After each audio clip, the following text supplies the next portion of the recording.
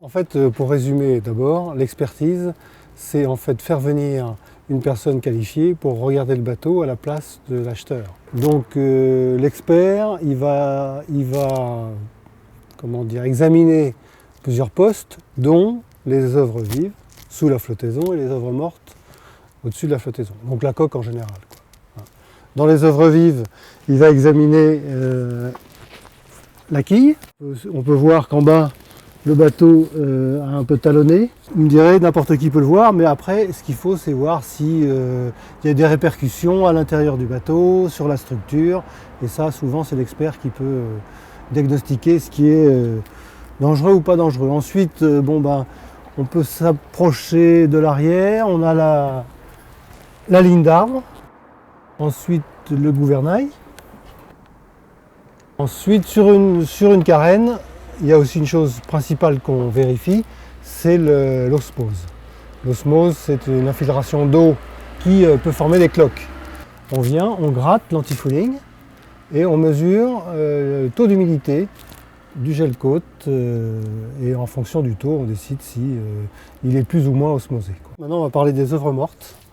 Œuvres mortes, donc tout ce qui est au-dessus de la flottaison.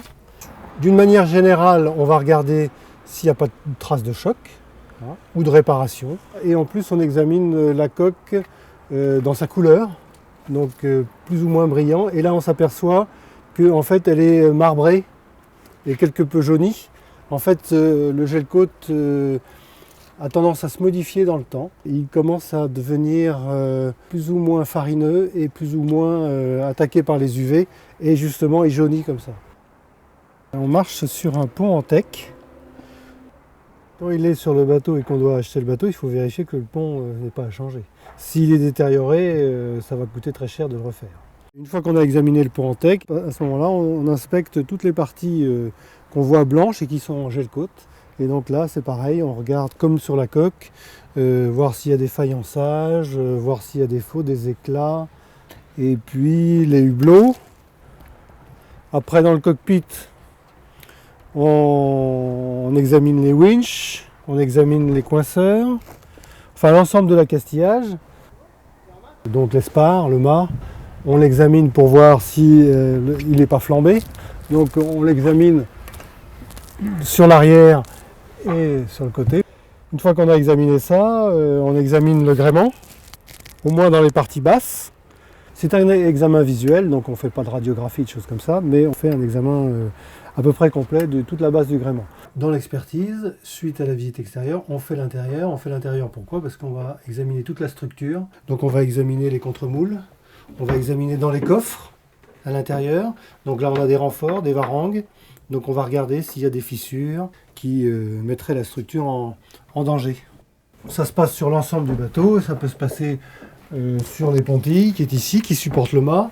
Ça peut se passer dans les fonds, ou alors sur les cloisons, sur la liaison pont-coque, qu'on voit apparaître ici avec le boulonnage, sur les cadènes aussi, qui sont boulonnées à l'extérieur. Donc on a, disons, une vision générale de l'ensemble.